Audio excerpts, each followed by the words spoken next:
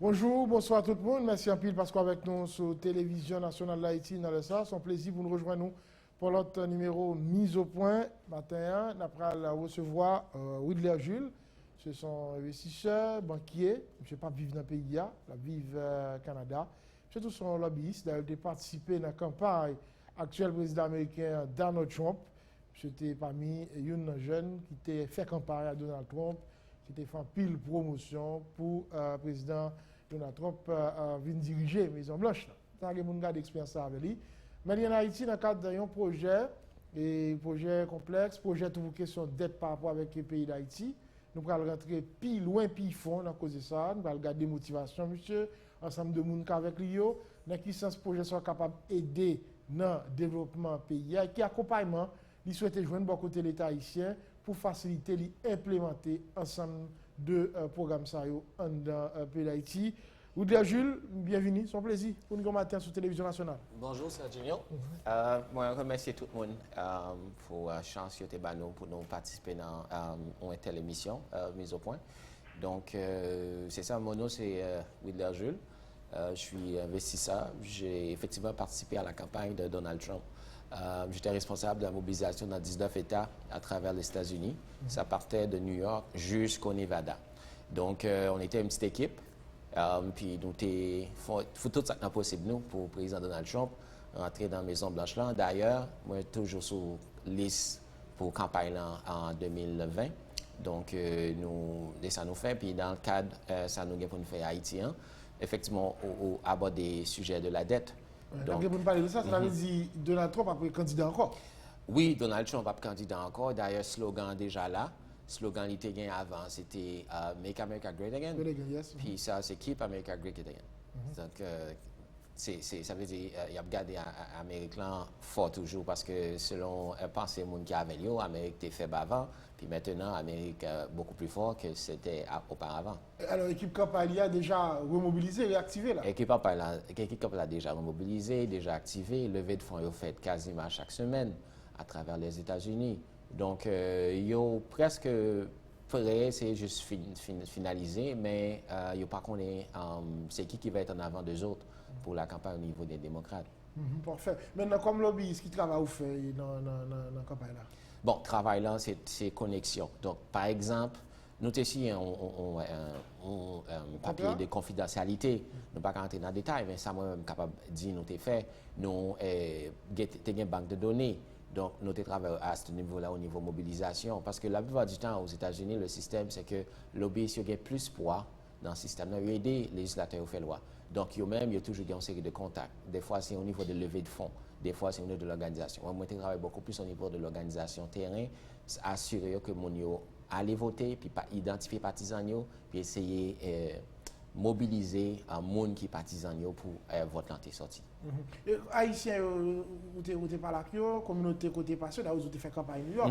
Comment ça a été? Est-ce que vous avez une réticence par rapport avec le discours de Donald Trump que vous avez gagné pendant la campagne là? Ben, c'est sûr que tu es agressé, nous. Moi-même, personnellement, ma voiture a été détruite. Ah bon? J'ai des photos. Aux États-Unis? Aux États-Unis, à New York, dans un quartier qu'on appelle Tribeca. C'est dans Manhattan. Donc, la communauté haïtienne noire en général, pas supporté Donald Trump. Mais campagne là, d'abord, avant tout, était une stratégie de campagne. Au niveau de l'équipe de Donald Trump, on ciblait la majorité blanche.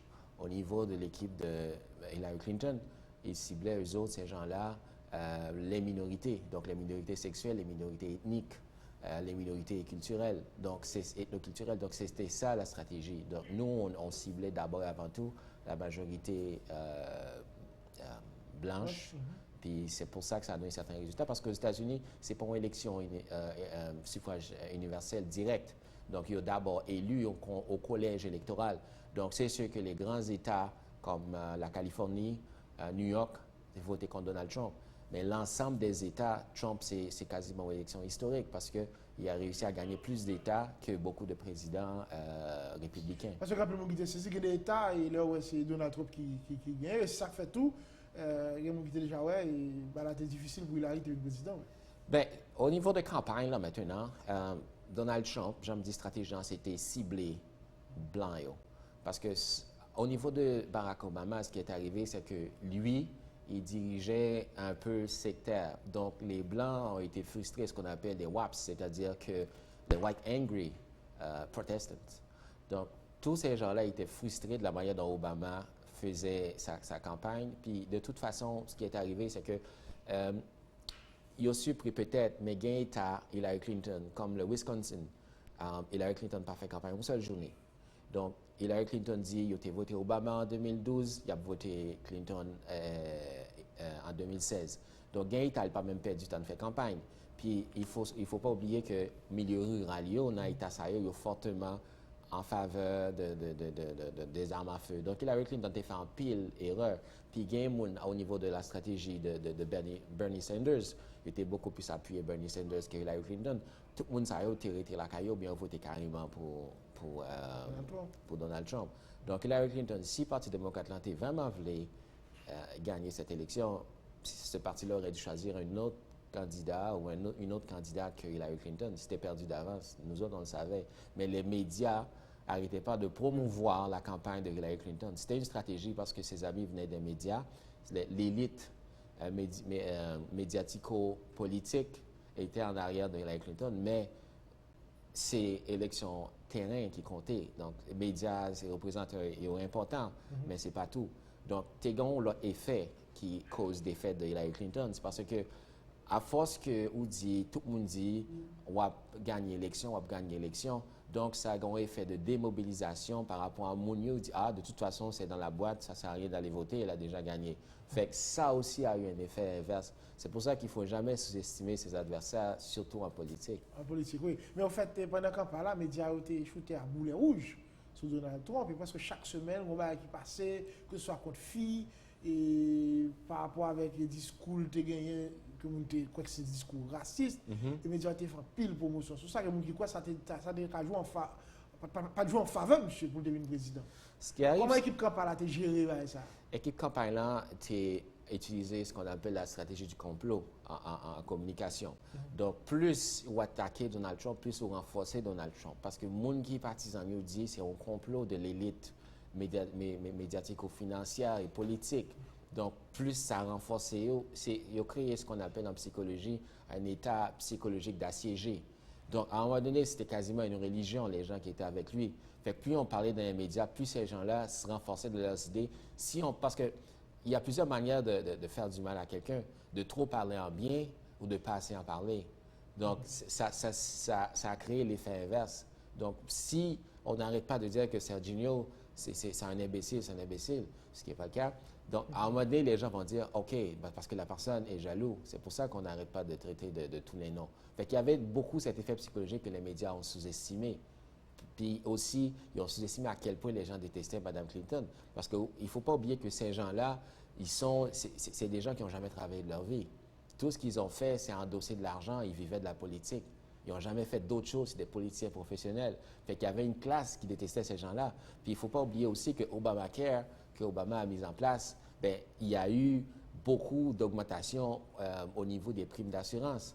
Donc, lorsque les primes d'assurance sont beaucoup plus élevées, ou pas en faveur d'Obama, lorsque Clinton, ça qui est plus dérangé vers la fin, c'est avec email, on a l'impression qu'elle cachait quelque chose. Parce que lorsque ils ont demandé l'information par rapport avec email, ils delete tout email, ça a un effet tout les jouer. Puis c'est juste plus Trump dit attaquer lui, plus ça a joué en faveur de lui parce que lui dit c'est un complot, parce que pas de monde qui remet à la fin. Donc c'est ça aussi là pour pas sous-estimer. Mais même par contre dans l'équipe Kapala, si on est touché par la question Augustin, ça veut dire qu'il fait gros tollé. Même des enquêtes judiciaires, des gens qui étaient dans la campagne là, même démissionnaires, pile de monde démissionnaire dans l'équipe Trump là. Ça va arriver sur nous, non, comme lobbyiste? Non, c'est que moi-même comme lobbyiste, moi j'ai travaillé avec le Kremlin, avec Dmitry Peskov, qui est porte-parole président Poutine. Parce que il y a un projet, on côté dans la République de Tchétchénie. Moi, j'étais responsable pour développer un projet touristique pour capable amener les touristes en Tchétchénie. Donc, il y a quelques gens qui travaillent sur cette campagne-là qui étaient habitués avec la question russe. Parce que moi-même, j'ai travaillé en Russie par rapport avec Tchétchénie pour amener développement touristique en Tchétchénie, parce que Tchétchénie, c'est une région de la Russie à majorité musulmane qui était en guerre dans les années 90. Donc là, il fallait changer l'image, parce que quand on parle de développement touristique, il fallait changer l'image du pays pour faire en sorte que les gens puissent y revenir. Donc, c'est à peu près ce qui se passe en Haïti, parce que Haïti a une mauvaise image à l'étranger, la Tchétchénie avait une mauvaise image à l'étranger. Donc, ça faisait qu'il y avait des gens qui connaissaient la Russie, puis les OBI, c'est ça notre mandat, c'est de vendre une idée, c'est de vendre un projet, surtout changer la perception des gens par rapport à une personne ou par rapport à un pays. Donc, on avait cette expérience-là de la Russie. Donc, il y avait plusieurs personnes qui ont été là-dedans, mais moi, personnellement, ça ne m'a pas touché parce que, comme lobbyiste, je n'étais pas impliqué dans les transports d'argent, je n'étais pas impliqué de rencontrer aucun Russe. Moi, les Russes que j'ai rencontrés, c'était dans les années 2014, quand je travaillais en Russie, pour le gouvernement russe, afin d'attirer des touristes dans la région de la Tchétchénie. Moi, t'as tout ça qu'a dit, je veux dire, par rapport avec l'influence que la Russie t'a gagnée sous l'élection de Donald Trump aux États-Unis. Bon, personnellement, ce que j'en pense, c'est que moi je ne suis pas dans le secret de Dieu. Moi, ce que j'en pense, c'est que c'est monté en épingle. Parce que Hillary Clinton sont mauvaises perdantes. Démocrates, c'est mauvais perdant, dans l'élection, ça. Ah bon? Parce que, écoute, téléspectateurs, téléspectatrices, ça comprend assez vite. Jusqu'à la fermeture des bureaux de vote, Hillary Clinton était supposée gagner on la main. Tu sais, elle était supposée gagner une majorité au Sénat, une majorité à la Chambre. Le Parti des Républicains était supposé être détruit. C'était fini. Il n'y aurait plus de Parti républicain. Puis elle était présidente. Moi-même, à Manhattan, j'avais des amis qui m'ont dit laissez campagne. Donald Trump n'est pas président. 2 semaines avant l'élection, il a dit il y a pas moins de job dans l'élection. Moi, j'ai une vidéo sur Internet côté a organisé contre-manifestation devant local Donald Trump là, devant headquarter dans Manhattan. Donc, lorsque Mounsayo vini, il dit Donald Trump vole l'élection avec aide de la Russie, jusqu'à la fermeture des votes, des bureaux de vote, Hillary Clinton, elle était supposée gagner l'élection. Donc, maintenant, ça a été prédit, on pas arrivé, puis au moins des remake, au moins des rematch. Donc, c'est vraiment être mauvais perdant. Comment expliquer que jusqu'à la fermeture des bureaux de vote, Hillary Clinton gagnait au la main, puis maintenant qu'elle a perdu, c'est la faute de quelqu'un d'autre. C'était n'importe quoi. C'est comme maintenant, je m'excuse de m'émisser un peu dans la politique haïtienne, c'est pas mon but. C'est comme maintenant, M. Moïse a été élu comme président d'Haïti, puis là, on remarque qu'il y a eu des irrégularités. Mais élection, en fait, on voit, le résultat n'a pas sorti en faveur de l'opposition, ils ont demandé un gouvernement provisoire, puis à la fin des gouvernements provisoires, ils ont fait une autre élection. Mais le résultat n'est toujours pas bon encore. Donc, les démocrates, ils comportent même avec l'opposition peut-être actuelle, certaines personnes dans l'opposition haïtienne. Le résultat bon est seulement bon lorsque c'est eux-mêmes qui gagnent les élections. Si même Jean-Mouna joue loterie, si billet on l'a sorti, on va payer, si billet va sorti, ou pas doué. Donc, c'est vraiment... Mais parce que moi, la Russie, ça va avancer sérieusement, c'est ça aux États-Unis. Pas vraiment. Si l'État va avoir ces gens qui étaient pensés, ou tu as bien inculpé. Tout le monde est inculpé au niveau de la campagne de Donald Trump, que ce soit au niveau de l'ancien manager de Donald Trump, Paul Manafort. Ce gars-là, il n'a pas inculpé lui parce que l'idée fait bagaille qui est mauvais par rapport avec la campagne de Donald Trump. Là. Il a arrêté par rapport à un dossier antérieur qui est vieux d'au moins 10 ans. Il a été travaillé sur la campagne Yanukovych, qui était ancien président de l'Ukraine. Donc, il n'a pas gagné avec Donald Trump, arrestation. Non. Tout le monde est inculpé actuellement au niveau de dossier de la Russie. Il n'y a aucun lien direct avec la campagne de Donald Trump. Donc, c'est vraiment de la politique. C'est même Jean Tadio, si l'opposition actuelle en Haïti a fait campagne ou bien a fait commission d'enquête pour les discréditer le gouvernement actuel là. Donc, c'est des jeux politiques avec des appuis. C'est quel média qui appuie les démocrates? C'est CNN. C'est une agence de propagande des démocrates. Le New York Post et le Washington Post, c'est deux... Le propriétaire, M. Jeff Bezos, qui est le propriétaire d'Amazon, ce monsieur-là, c'est anti-Trump au bout. Donc, quand on parle de dossier de la Russie, il faut faire attention. Il n'y a personne actuellement, puis là, on peut le vérifier, il n'y a personne actuellement qui est inculpé par rapport à l'enquête de M. Mueller, Robert Mueller, qui était l'ancien directeur du FBI. Il n'y a aucune de ces gens-là qui sont impliqués, qui ont été inculpés, je veux dire, c'est par rapport avec implication aux dernières élections de Donald Trump. Nous allons faire un dossier ça, mais là, parce que dit qu'il y a une équipe Kampala qui est réactivée pour les prochaines élections aux États-Unis, pour aussi le président Trump capable de l'autre mandat. Et là maintenant, pendant ce temps que là, il y a un ensemble de déclarations, par exemple, pour parler de question de country, selon quelques sénateurs qui disent qu'il était dit dans la rencontre, par rapport aux réactions, par rapport avec les journalistes dans quelques conférences de presse, et il continue toujours à tweeter sur des dossiers brûlants aux États-Unis, qui croient que ça est capable de jouer et contre lui pour une prochaine élection. Nous-mêmes dans l'équipe Kampala, l'entendez tout ça, qui j'aime apprécier ça, et qui sa stratégie pour allier pour permettre que Donald Trump vienne en deuxième mandat. Bon, Serginho, moi, je pense que on va comprendre que si nous, à cette étape ici, nous ne pouvons jamais dévoiler les stratégies de campagne.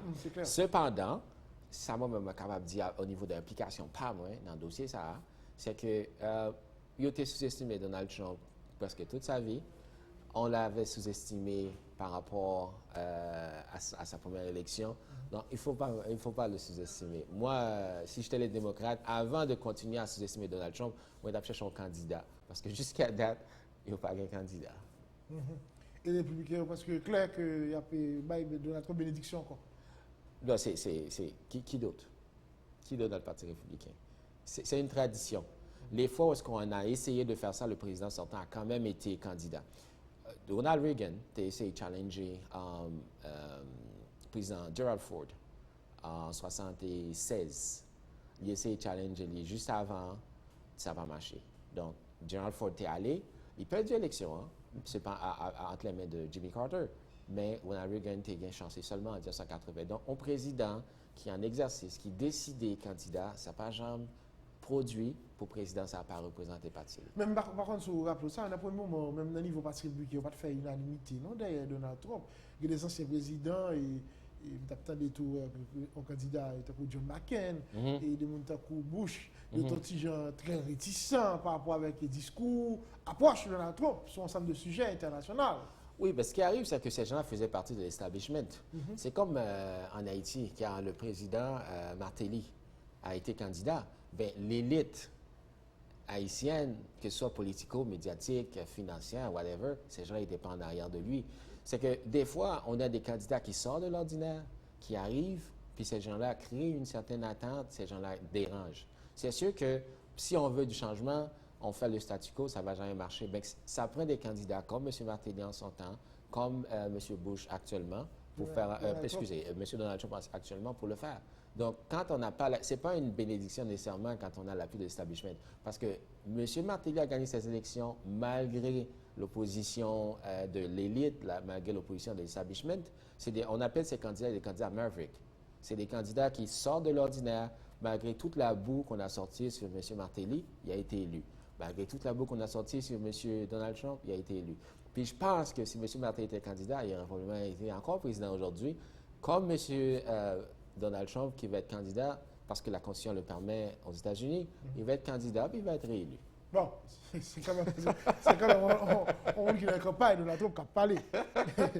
Ah mais, Oulia Jules, nous souhaitons avant, il a peut-être retourner faire notre émission sur l'élection américaine, sur la politique américaine, qui est quand même passionnant, et il y a plein de monde qui a regardé là, on veut plus de détails sur ce ça marché. En lui, non, sur le dossier Haïti, qui soit fait dans le pays. Bon, au niveau de Haïti, ça nous a fait nous-mêmes. Nos tarés font appel au niveau des projets. Donc, nous avons des gens qui ont un projet qui est intéressant parce que nous avons un certain nombre de millions qui sont disponibles par rapport avec projet nous avons des gens soumettre nous en Haïti pour nous capables d'aider par rapport à certains projets. Alors, on vient dans le projet, ça. Côté comme ça, côté sorti, qui est-ce qui veut nous comme ça, pour qui ça nous prend l'initiative ça? OK. COB là, c'est un COB qui est sorti dans une banque d'investissement qui est les County Small Capital Investment. Donc, l'agence A, c'est grâce à nos amis qui étaient autour de la campagne de Donald Trump qui nous ont supportés parce qu'après la campagne, les gens avaient le choix de rejoindre l'administration. Donc, il y a certains gens qui étaient appréciés ce travail que nous avons fait dans la campagne-là, qui investit l'argent dans la banque d'investissement. Il commence avec un montant un peu petit, puis avec l'aura de Donald Trump, nous réussissons à ramener ça à quelques centaines de millions de dollars actuellement. Mais value à combien? Quelques centaines, nous ne pouvons pas préciser actuellement exactement combien. Quelques centaines de millions de dollars. De millions de dollars. Donc, nous avons un projet en Israël, nous avons un projet à Porto Rico, nous avons un projet aux États-Unis, puis nous avons un projet dans l'Est du Canada. Mais surtout, c'est dans l'immobilier, dans l'infrastructure, c'est là-dedans qu'on investit. Donc, par rapport avec Haïti, nous avons besoin d'investir. Nous avons toujours besoin de faire ça. Investir au niveau d'un complexe immobilier. Donc, complexe, ça a gagné l'hôpital, ça a gagné logement, ça a gagné hôtel, ça a gagné différentes facilités sous les. Mais nombre de carreaux de terre, nous avons besoin pour faire le projet. Donc, ce n'était pas possible jusqu'à date de trouver. Donc, s'il y a des carreaux de terre, nous avons besoin. À peu près 200, parce qu'on est en train, 200 carreaux de terre. Parce qu'on est en train de développer le même modèle dans l'Est du Canada par rapport à un autre projet. Donc, on voulait reproduire le même projet en Haïti. Donc, alors, le projet, ça va le qui soit dit? Hôtel, l'hôpital. Dans le même espace là? Dans le même espace là, parce que c'est quand même grand. Donc, c'est comme un campus. Okay. Donc, il y a l'autre projet n'a pas été soulé toujours. Mais jusqu'à date, nous n'avons pas un titre de propriété qui est fiable pour nous acheter terrain. Nous avons fait des démarches pour nous signer des ententes avec des avocats. Une fois arrivé, quand on a fait les vérifications, on n'a pas pu avoir l'heure juste par rapport à ça. Donc, si il y a des gens qui gagnent, c'est à peu près 200 carreaux de terre qui est disponible, nous sommes prêts pour nous acheter, pour nous négocier par rapport avec ça. Si il y a des gens qui gagnent possibilité, il y a un projet de type commercial ou industriel, nous sommes prêts pour nous associer ensemble avec eux, pour nous faire développer. Même au niveau de l'État haïtien, des entreprises aussi, si on a besoin de restructurer les dettes, nous sommes capables de lever l'autre montant d'argent pour nous capables d'aider au refinancer dette là. Parce qu'actuellement, sans avoir les chiffres exacts, dette haïtienne est très lourde. Mais il y a le service de la dette. Le service de la dette, c'est lorsqu'on paye intérêt sous dette là, tout ça qui a rapport avec gestion. Imaginez aussi Haïti réussit à faire une consolidation de sa dette. Donc, il y a quelqu'un d'autre, une tierce partie qui va payer toutes ses dettes. Je ne sais pas combien ce que c'est. On va réussir à, comme lobbyiste, on peut travailler à faire en sorte qu'on baisse le niveau de la dette en Haïti, puis par la suite, Haïti va devoir de l'argent seulement à Cathy Smile. Donc, si le gouvernement, il y a des gens qui sont intéressés, nous avons une rencontre, nous essayons de planifier cette semaine avec le sénateur Lambert, avec M. Gary Bodo de la Chambre des députés. Président de la Chambre des députés. Donc, avec rencontre, ça, nous espérons faire mouvement ça acheminer, parce que si nous réussissons diminuer le taux d'intérêt au niveau de la dette haïtienne, c'est plus d'argent, il y a gagné pour réinvestir dans certains projets, plus d'argent gagné au niveau des services sociaux, plus d'argent par rapport avec l'agenda actuel gouvernement et président. Donc, nous faisons appel ça avec eux. Si il y a une entreprise qui a un problème au niveau de dette, nous prêts pour nous capables de garder ça ensemble avec eux pour nous capables de restructurer les dettes là, parce que le taux d'intérêt actuellement en Haïti est beaucoup trop élevé pour supporter le marché, parce que tout pays fonctionnait avec comment l'économie a marché, c'est avec des prêts. Donc, si prêts actuellement beaucoup trop élevés pour entrepreneurs, pour l'État haïtien, donc ça va fisser l'économie, ils ont un effet direct au niveau de la création d'emplois. Puis avec expérience, nous comme lobbyistes et investisseurs banquiers, nous prêts pour nous aider et gouvernement et entreprises qui fait appel avec nous-mêmes. Mais actuellement, pendant nous dans le pays, il est capable de rejoindre nous au niveau de 42 74 83 83. Qui ont l'autre numéro encore, est capable de rejoindre nous avec 39 98 36 69.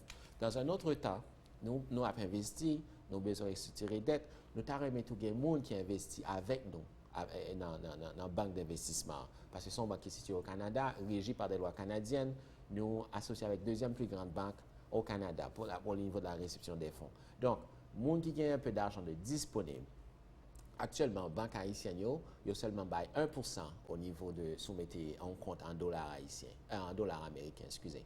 Donc, nous-mêmes, nous sommes prêts pour nous offrir jusqu'à 4%, un taux annuel. Ce n'est pas des taux de 120%, comme certaines personnes le faisaient, c'est des taux de 4% annuels. Parce que nous-mêmes, nous sommes capables de prêter l'argent à un taux beaucoup plus élevé pour nous capables de garantir 4% annuellement.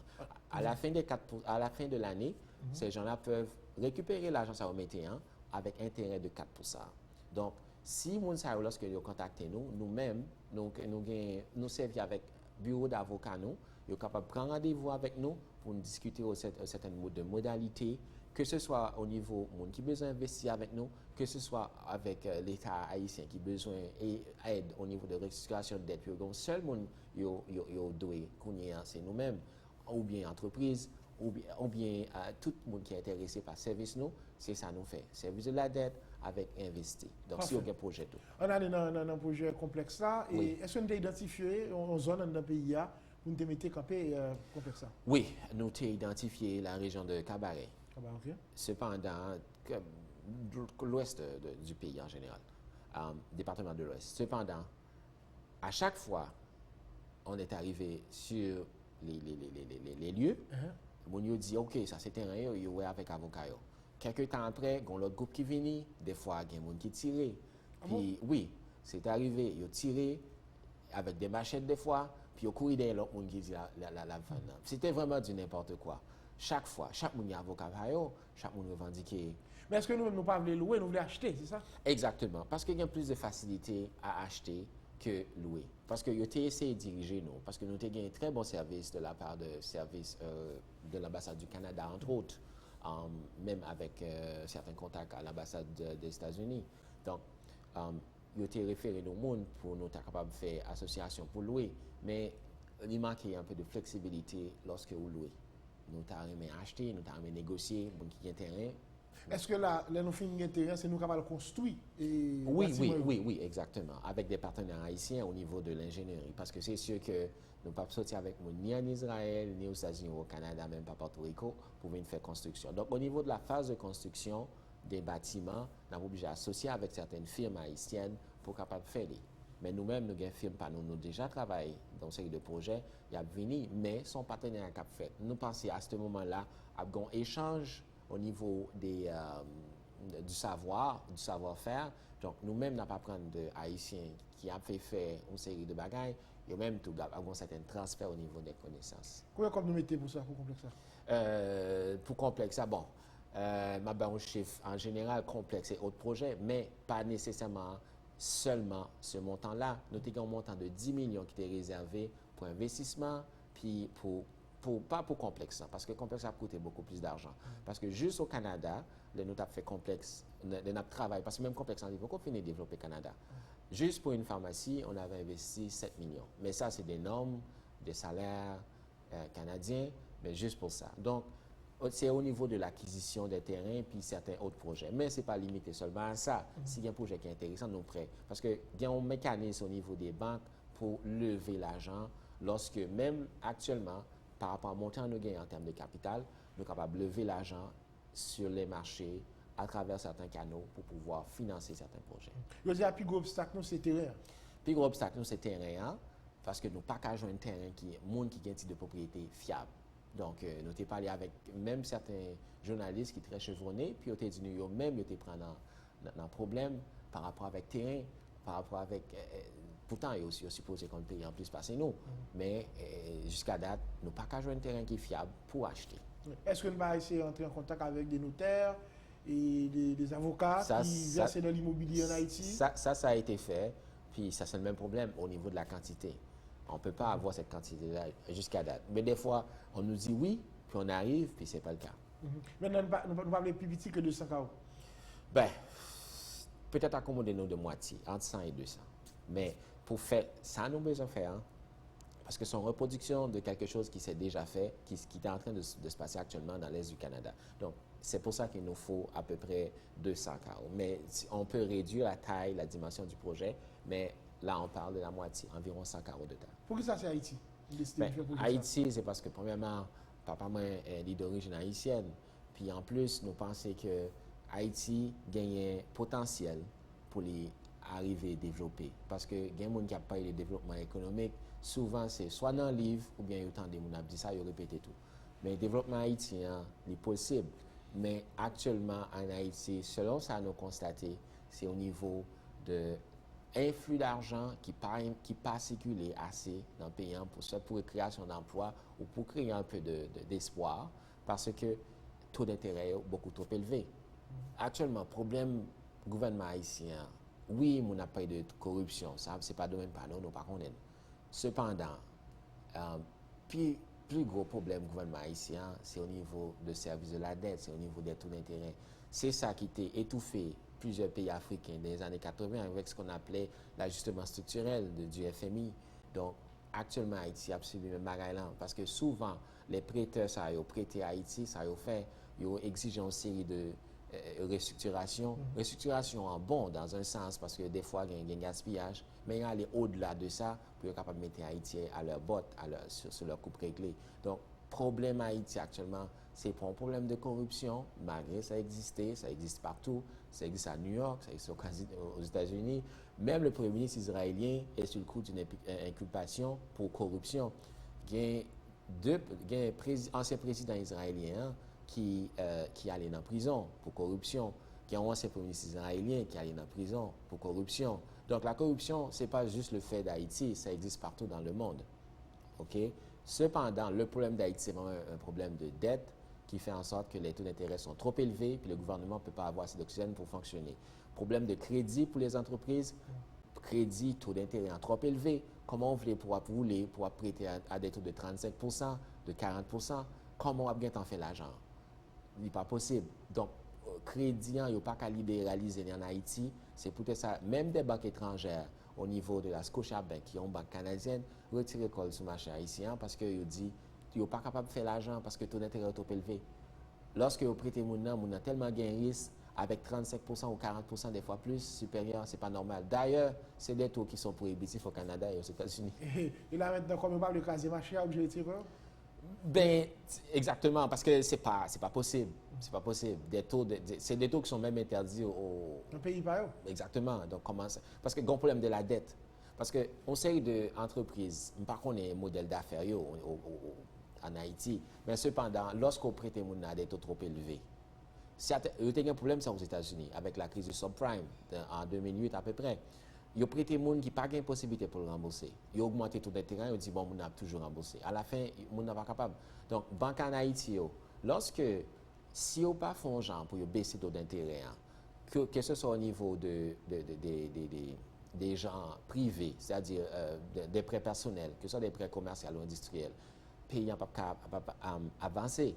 C'est normal. Parce que, ou tu vas saisir propriété moun ou bien usine moun ou bien business moun mais là où fait ça va le faire avec lui après. Donc, ils pensé, OK, ils ont garanti à saisir, mais saisir quoi? Leur pas rien pour saisir encore. Là, on fin saisir l'entreprise moun on fin saisir. Mais ça va l'arrêter maintenant peut-être? Non, mais il n'y a pas de loi pour ça. Si moun fait faillite, arrêter. Pourquoi? De toute façon, moun n'a pas rien pour le rembourser. Donc, vaut mieux nous baisser taux d'intérêt. Il y a toujours fait comme. Parce que si taux d'intérêt des 5 fois moins, pas 5 fois, disons 5%, 10% moins élevé, peut-être payer à gagner un peu d'oxygène. Mais taux d'intérêt actuellement, ça sont plaidoyer à faire avec banquiers pareil nous en Haïti. S'il vous plaît, baissez taux d'intérêt en Haïti. Il n'est pas possible pour prêter monde, que ce soit pour des projets privés, des projets commerciaux ou des projets industriels, baisser taux d'intérêt, il n'est pas possible. Parce que comme banquier, nous comprenons la réalité. On prête pour faire l'argent. Mais à tout n'a prêté, nous ne pouvons pas jamais faire l'argent. Parce que quelqu'un qui réussit à payer nous, on n'est pas capable de faire expansion. Les cas d'outils machin tellement petit, par trop pour faire prêt, obligé de mettre le constat, il faut que faire comme là aller plus vite. Non, c'est une mauvaise pensée. Ça s'est jamais fait. Parce que il y a un pays beaucoup plus petit qu'Haïti. La Jamaïque, c'est beaucoup plus petit qu'Haïti. Si banquier haïtien, attendez, la Jamaïque, c'est beaucoup plus petit en termes de population. Mais tout l'intérêt à Haïti, par exemple, on peut prendre dans la Jamaïque. Ça n'a pas de sens. Qui est pas pourquoi le projet ça capable de gagner si nous veut faire oui. Projet ça, premièrement, une sensibilisation auprès de banquiers haïtiens, pour dire ça que c'est pas parce que le marché est trop petit, au contraire, c'est le plus grand marché dans les Caraïbes. Mais avec taux d'intérêt pareil, on peut tout faire, on peut asphyxier l'économie, c'est pas possible. Il faut libéraliser le crédit puis en baissant les taux d'intérêt. Donc, si impact ça gagne dans un premier temps, c'est une question d'impact au niveau de la sensibilisation. Banquier a sensibilisé, commerçant a sensibilisé, industrie a sensibilisé. Tout le monde a demandé à un moment donné renégocier prévenant trop élevé. D'ailleurs, le banquier a baillé téléphone. Tu as bien aimé mon yo, les banquiers, on dit écoute, nous avons des émissions avec Serginho au niveau de mise au point. Donc, s'il vous plaît, baissez le taux d'intérêt. Je parle de projet pour mettre complexe dans le pays. Quelle finalité, quelle importance sur le projet ça va Importance pour l'économie pays. Au niveau de la phase de construction, ça a créé quelques centaines d'emplois. Après ça va créer un émule. Parce qu'actuellement, nous avons besoin d'espoir. Mais espoir, il y a besoin de quelque chose qui a marché pour nous dire, OK, voilà ce qui se passe dans le pays. Là, je peux reconnaître Haïti. Souvent, on aime se comparer. Donc, peut-être ça va impulser un peu d'espoir. Puis avec ça, a créé des émules. Donc nous-mêmes, nous faisons puis l'autre besoin fait. Ça a créé peut-être un sentiment de sécurité au niveau d'autres investisseurs étrangers pour venir dire, bon, ben, dans le fond, si Haïti a un projet ça, puis nous-mêmes, nous peut-être bien un projet par nous tous, nous sommes capables de faire. Mais c'est une qui peut commencer d'abord, puis ensuite les autres vont suivre. Donc, ça peut créer un effet mobilisateur au niveau des projets, parce qu'à Haïti, il y a beaucoup de gens qui sont des génies, qui sont intelligents. Mais encore une fois, monsieur les banquiers, baissez votre taux d'intérêt. Est-ce que c'est vrai, on a même mis des gens, les États-Unis, des malls, côté les gens arrivés, parce que je vois tout ensemble de boutiques, ensemble d'entreprises, même côté. Est-ce que c'est ça l'idée complexe? L'idée, oui, c'est ça l'idée. Donc, on appelle ça des big box, aux États-Unis surtout. Donc, on trouve un peu de tout là-dessus. Mais ça, aller au-delà de ça, c'est un peu plus novateur, c'est la création de nouveaux quartiers. Donc, à ce moment-là, lorsqu'on a un hôpital, lorsqu'on a un bloc appartement, lorsqu'on a une pharmacie, lorsqu'on a une série de services, on a une école, on a peut-être place pour mettre une université qui est beaucoup plus espacée, côté où on est capable de bagailler. Donc, ça, c'est projet, même avec au niveau des étudiants actuels, soit en architecture, soit en urbanisme, étudiants capables d'aider, venir apprendre, ou bien partager ça qu'on est déjà au niveau pratique. Qu'est-ce qui va agir ensemble d'entreprises? On a bien pour chaque entreprise, on firme spécialisée, ou bien c'est Cachispal qui a fait gestion toute nette? Non, on n'est pas dans la gestion. On est des banquiers, on est des investisseurs. Donc là, il va falloir trouver une société de gestion. On a les mêmes gens qui gèrent les projets dans lesquels on est impliqué au Canada ou ailleurs. Ces gens-là vont être partenaires avec des gens en Haïti. S'ils n'ont pas l'expertise, s'il n'y a pas de problème, on peut les former, on peut faire un certain de partenariat. Puis il y a aussi des gens, on n'a pas ce genre de complexe en Haïti présentement, mais c'est possible pour être capable de faire une sorte de partenariat pour nous faire. Parce qu'actuellement, nous avons besoin, dans un premier temps, trouver les terrains pour capable établir nous. Parce que si nous n'avons pas de terrain, nous mettons un projet pour 1 milliard. Nous n'avons pas de terrain. Nous avons besoin de monde qui a un terrain fiable, qui a des propriétés fiables, pour faire affaire avec nous. Ensuite, nous avons besoin de monde qui gagne un peu d'argent. Parce qu'avec la politique du gouvernement qui veut dédollariser l'économie, donc, il y a peut-être capable de paniquer par rapport à dollar au gain. Ben, nous sommes capables d'investir dans un pays sûr, avec des règles sûres. En plus, il y a une possibilité de quadrupler l'investissement avec 4%. Puis, même l'État haïtien nous prêt pour nous aider à restructurer les dettes là, parce que le taux d'intérêt, et pour l'État haïtien, et pour les entreprises, et pour le privé, c'est trop élevé. Je veux dire, qui peut nous y avec discussion, parce qu'en Haïti, c'est juste pour faire, pour démarcher le projet. Quand on est aujourd'hui, quand on fait, est-ce que vous estimez sous bon route, ou bien ou toujours inquiet pour le projet ça arriver à camper tout le monde dans le pays? Oui, le projet a réussi à camper dans le pays. Moi-même, personnellement, j'ai un agenda assez chargé. Moi-même, je suis candidat pour l'élection député au Canada le 24 septembre. Donc, pour me faire le tour par rapport au projet qui existant, plus travailler sur campagne pour moi élu comme député le 24 septembre. Donc, il faut projet aller. Puis jusqu'à date, nous avons un bon accueil par rapport à ça. Mais ça va pas être incompatible pour le député Canada et puis on travailler sur campagne de Donald Trump aux États-Unis? Pas du tout. Pas du tout. Parce que au niveau du Canada, c'est un pays libre. Puis comme les États-Unis, il y a des gens qui sont impliqués. Mais Donald Trump, il y a eu beaucoup. Par exemple, il y avait le responsable politique d'un parti politique en Angleterre, UKIP, Nigel Farage. Puis lui-même, il était fait campagne pour Donald Trump aux États-Unis comme politicien. Donc ça arrive de temps en temps. L'équipe d'Obama est venue soutenir l'actuel Premier ministre du Canada, M. Trudeau, lors de sa campagne. Donc il y a un bagage qui fait entre les deux de temps en temps pour aider, soit dans un sens, leur partager son opinion politique, parce que nous-mêmes, nous gagnons un pile lien, parce que moi-même, moi, c'est juif de confession, moi, pas chrétien. Hier, c'était la Pâque juive, puis la Pâque chrétienne. Donc, nous avons un pile monde au niveau de la communauté juive qui était décidé de soutenir Donald Trump quand même.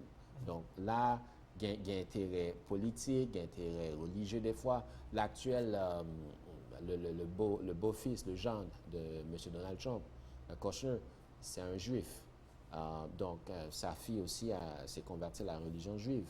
Donc, c'est ça aussi le lien avec Israël et les investissements. Maintenant, on regarde pour aujourd'hui, pour le complexe ça, on dit que l'agenda pour rencontrer les autorités haïtiennes, on dit pour une rencontre comme ça qu'on fait avec l'autorité dans l'État, pour parler de ça, et demander tout bourrade par eux pour permettre que nous ayons un espace qui est fiable pour que la construction ne soit pas pour démarrer. Bon, nous avons une discussion, c'est des discussions préliminaires, nous ne sommes pas capables de faire aucune annonce à ce moment-là. Donc, après que nous faisons rencontrer, parce que employer un lobbyiste, c'est beaucoup de travail en arrière de la scène, en arrière-scène pour faire un série de bagailles aboutis. Donc, lorsque nous finissons à arranger ça net avec toute autorité haïtienne, on est prêt pour nous faire une annonce. Mais actuellement, ça va être capable de dire qu'il y a des démarches qu'a fait pour nous rencontrer le président de la Chambre des députés, M. Garibodo, président de la Chambre du Sénat, M. Lambert, et peut-être, on ne sait jamais, le président lui-même. Maintenant, si tu as un projet comme ça, tu as depuis combien de temps? Ben, dans un premier temps, il faut, si c'est l'État qui cède le terrain puis légalise, il y a des coûts, etc., etc. Après ça, comme je dis, moi-même, moi, limité par le 24 septembre. En plus, moi, j'ai campagne pour moi faire avec tout argent d'amgain par rapport à l'autre projet, même avec l'élection américaine. Donc, nos besoins, finalisons ces bagailles avant le 24 septembre. Donc, disons, dans un mois, nous réussissons un terrain, nous faisons ça nous supposé faire. Donc, avant le mois de septembre, il y a aussi des travaux qu'on fait parce qu'il y a des travaux de terrassement, il y a des travaux d'arpentage, il y a un certain nivellement peut-être souterrain, tout dépend de côté il est situé. Donc, avant le 24 septembre, c'est sûr que le projet a pu démarrer, que ce soit au niveau des investissements, que ce soit au niveau de l'acquisition du terrain. Parce que nous-mêmes, au niveau de l'argent, il faut déjà disponible pour ça, si je bien comprends. Fonds disponibles pour ça. Fonds disponibles pour ça, les réserver. En plus, comme nous dit, si nous avons besoin l'autre montant, il y a des mécanismes de levée de fonds qu'on a pu utiliser pour nous faire les. Nous regardons l'autre investissement fait, par exemple Marriott et Best Western. Est-ce que c'est dans la même ligne ça? Pas du tout. On parle d'un autre niveau, on parle d'un autre stade. C'est parce que ce qu'on veut faire en Haïti, il n'y a personne jusqu'à date qui l'a fait. Parce qu'on parle d'un complexe sur 200 à peu près carreaux de terre, si on arrive à les trouver. Donc, Best Western, c'est un bel hôtel. Marriott, c'est un bel hôtel. Dans toujours, moi, qu'on est ni, moi, allé 2 fois. Mais ce n'est pas la même chose. Donc, on a bien un hôtel sous lit, on a bien l'autre bagaille. C'est style nouveau quartier. Donc, on a venu là-dedans, puis il y a bien plan du panier, ça a bien une nouvelle rue qui a tracé. C'est un nouveau complexe, c'est un nouveau quartier. Il y a des appartements, tout oui, exactement, appartements. Donc, ce n'est pas la même chose que le Marriott. Genre de projet, nous avons besoin pour Haïtiens. Actuellement, pas de monde qui fait. Peut-être nous avons besoin d'un partenaire pour continuer à avancer avec le projet. Nous avons besoin de support de l'État haïtien, pas en termes de l'argent. Au contraire, si on a besoin pour restructurer d'être nous sommes prêts pour nous faire. Nous avons besoin d'investisseurs haïtiens autour. S'il y a quelqu'un qui veut investir avec nous dans la banque, là, par rapport à parce que Haïtiens, avec investir ensemble avec nous, il y a beaucoup plus riche parce que j'aime dire actuellement, c'est 1% dans la banque là, nous ne pouvons pas 4% garanti parce qu'on a prêté là un taux plus élevé. Est-ce que nous faisons des démarches auprès du secteur privé des affaires? Nous connaissons dans le secteur privé, dans l'immobilier.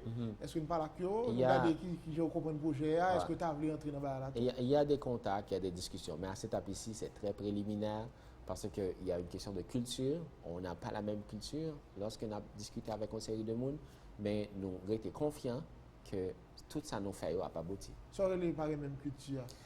Par exemple, nous-mêmes, c'est très ordonné, nous faisons présentation PowerPoint, nous convaincons les gens, les gens disent OK, ils vont avec avocat, puis les choses s'en vont.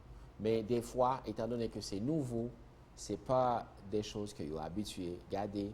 Des fois, ça prend plus de temps pour réagir. Mais j'aime dire, nous avons été convaincus que le projet va aboutir. On est confiants.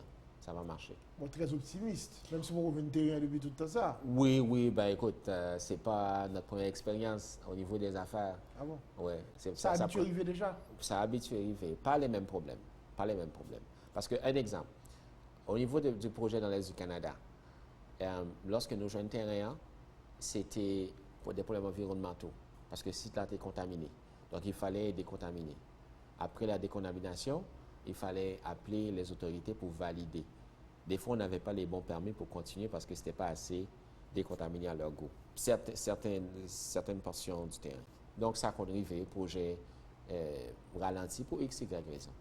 Mais nous avons investi là, on dit investi, la charité, nous avons fait. Non. Nous avons maximiser le profit, nous, exactement. Faire l'argent. Exactement. C'est ça tout. Et... Oui. On n'est pas une ONG.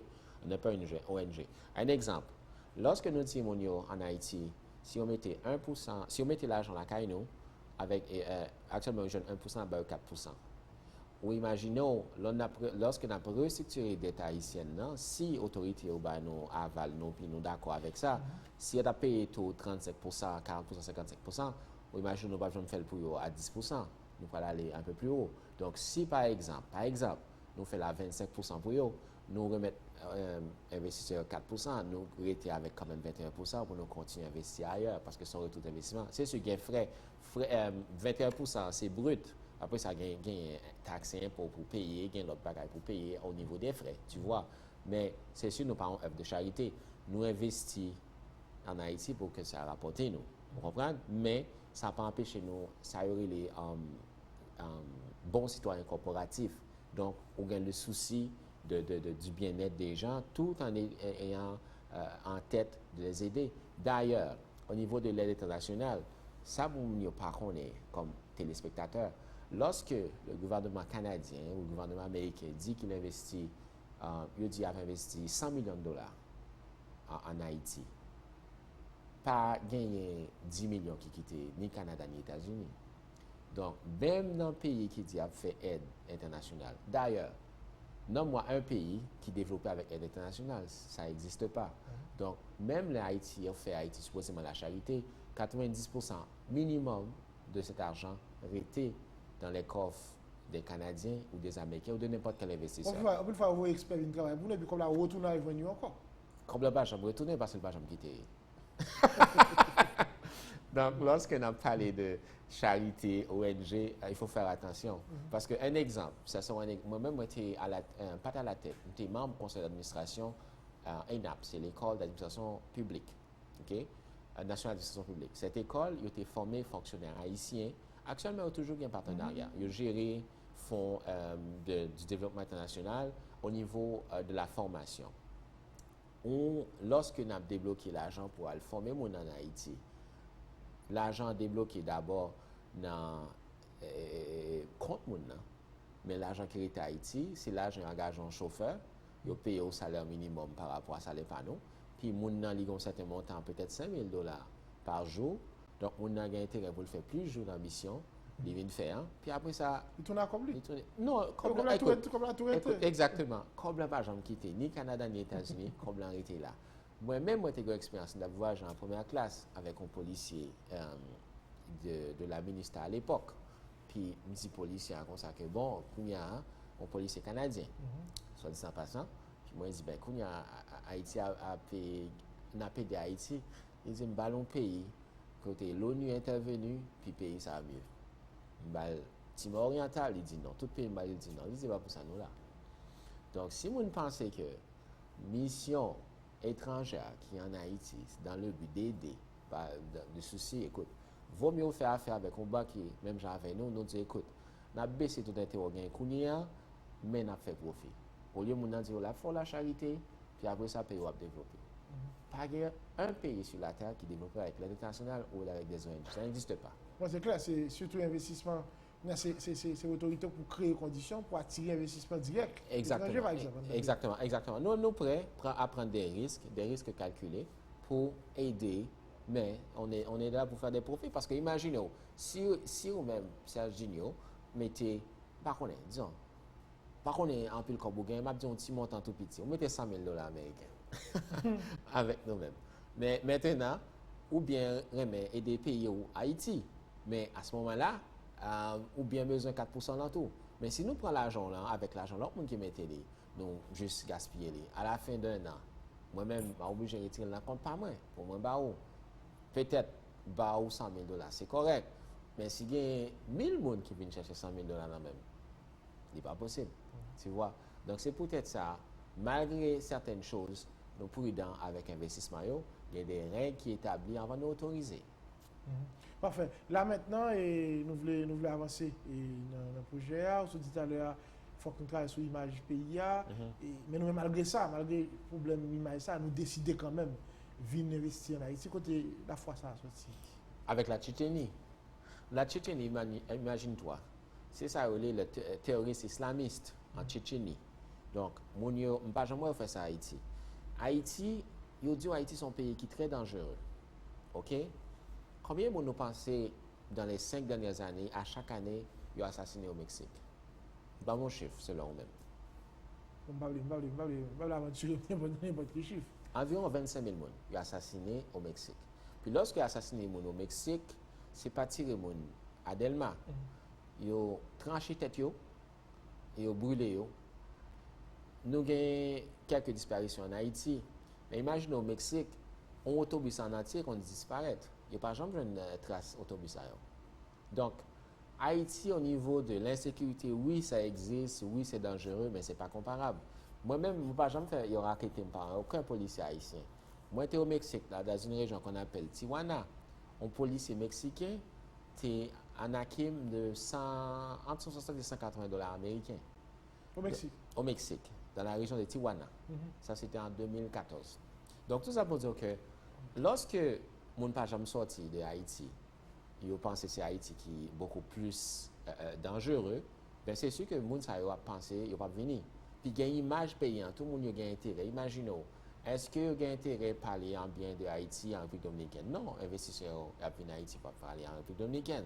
Ils n'ont pas intérêt à parler en bien d'Haïti, au Canada non plus, parce qu'un investisseur va aller au Canada, il ne va pas venir en Haïti. Donc, il y a un pays en guerre, comme l'Afghanistan, comme l'Irak, il y a des investisseurs qui viennent, Haïti c'est un pays en guerre. Le problème d'Haïti, encore une fois, c'est la libération du crédit. Taux d'intérêt est trop élevé. Parce que ça tue l'entrepreneuriat. Parce que si vous avez besoin de partir en business, parce que l'expérience c'est en communication, on a besoin de partir en film de communication. Comment on fait prêter en Haïti? Il est impossible. Mais on va faire tout là, je veux dire, il y a des stratégies que tu as de mettre en place pour que il y ait des lobbyistes qui voient vendre dans les médias internationaux. Et bon, si le gouvernement cherche un lobbyiste, il va engagé. On connaît ça tellement coûté cher. Hein? Lobbyiste, oui, nous travaillons pour cher, mais bon, il y a une manière pour nous arranger. C'est une média internationale, je veux dire. Oui, mais ça prend des contacts parce que, actuellement, par exemple, moi, si un lobbyiste enregistré au Québec, qui est supposé principal marché pour changer d'image d'Haïti, parce que il y a aussi francophone, puis il y a une grande communauté haïtienne qui est établie au Québec. Donc, mais il n'y a pas de lobbyiste pour ça. Il y a une erreur que l'autorité haïtienne a fait. Ça, c'est faut qu'on ait il faut dire ça. L'autorité haïtienne, il y a des gens qui dans le pays qui fait partie de l'élite. Si vous avez besoin de régler, il y a soit l'ambassade du Canada, soit l'ambassade des États-Unis ou l'ambassade de la France, qui est principalement qui a dirigé influence étrangère dans le pays. Mais ça, vous ne connaissez pas. Ou l'ambassadeur, son messager, son rôle d'abord avant tout politique pour représenter la politique pays. Il n'est pas là pour résoudre le problème Haïti. Donc, ambassade dans tout pays à l'étranger, par exemple au Canada puis aux États-Unis, ils ont engagé des lobbyistes pour faire travail de relais par rapport avec l'autorité. Donc, comment ça se fait que nous-mêmes, Haïti, nous pensons que pour nous résoudre le problème, il faut parler avec l'ambassadeur. Les ambassadeurs sont fonctionnaires de l'État. Donc, influence peut-être limitée, peut-être en Haïti par rapport avec le jeu politique là en Haïti. Mais ce n'est pas pareil pour passer sur ce problème. Ça s'arrête là, actuellement. Oui. Parfait. Là, maintenant, nous allons refermer l'émission, M. Jules. On récapituler et pour nous garder là, le projet A, c'est qui ça dit exactement, qui supporte besoin et qui gens sont capables de faire pour contacter. OK. Projet A, c'est un projet immobilier, c'est un complexe immobilier. Nous avons besoin de mettre en place en Haïti. Donc, dans la recherche de entre 100 et 200 carreaux de terre pour nous faire, pour nous acheter. Ce n'est pas des locations, c'est vraiment acheter. Donc, si il y a des gens qui gagnent terrain qui est disponible, ils ont contacter nous dans 42 74 83 83 ou encore 39 98 36 69. Vous prenez le numéro, s'il vous plaît? 42 74 83 83 39 98 36 69. Donc 39 98 36 69, 42 74 83 83. Donc on va contacter nous. Si il y a des gens qui ont intérêt pour bénéficier de taux d'intérêt, de taux de retour sur investissement de 4% au lieu de 1% actuellement dans les banques haïtiennes, ils sont capables de contacter nous tous. Si il y a une autorité haïtienne qui a besoin de renégocier des dettes, ils sont capables de contacter nous. Puis si il y a des gens qui ont besoin de lobbyistes, ils doivent contacter nous, que ce soit au niveau du gouvernement ou au niveau de certains hommes d'affaires. Parce que ce n'est pas avec les ambassades que nous avons résoudre le problème Haïti. Cathy Ismaël, il est basé au Canada ou c'est basé dans l'Est du Canada. C'est la voix des sans-voix. La voix des sans-voix. Parce que c'est les gens qui ne connaissent pas comment pour avoir accès avec certaines choses, avec le crédit, puis comme lobbyiste, comment vous avez besoin d'influencer, vous faites des décisions au passé. Ce n'est pas par les ambassades. Maintenant, nous avons intention de mettre un espace, une filiale. Effectivement, oui, nous avons intention, mais actuellement, nous n'avons pas de terrain pour nous faire. C'est peut-être ça, nous passer à travers nos avocats à travers notre bureau d'avocat. Lorsque il y a des gens qui ont besoin de faire affaire avec nous, ils doivent contacter nous. Mais actuellement, nous n'avons pas même de terrain pour nous commencer. Vous pouvez parler de où? On va parler de partenaires qu'on a avec vous au niveau banque d'investissement. Au niveau de banque d'investissement, c'est des gens qui viennent principalement de la campagne de Donald Trump, comme j'ai dit auparavant. Donc, c'est des multimillionnaires, des milliardaires dans certains cas, qui mettent l'argent puis attendent avec un certain retour sur investissement. Donc, c'est comme ça nous fait. Moi, à la tête de banque là, comme PDG, mais comme tout le monde comprend le fonctionnement en banque, ce n'est pas mon argent, c'est l'argent des investisseurs. Donc, c'est pour ça qu'on fait. Vous n'avez plus l'actionnaire? Il y en a quelques-uns. Il y a quelques-uns. Donc, c'est des gens qui ont les poches. Va arriver? Non, on fait jamais ça. C'est des gens qui ont les poches profondes. On s'appelle les deep pockets. Oui, mais quand même, c'est des gens connus, parce que c'est des multimillionnaires. Oui, par exemple, mais... En Haïti, les gens qui ont l'argent, pas trop aimé parler de ça. Mais dans l'autre pays, par exemple, le magazine Forbes toujours dit, mais qui sont plus riches. D'ailleurs, c'est faux.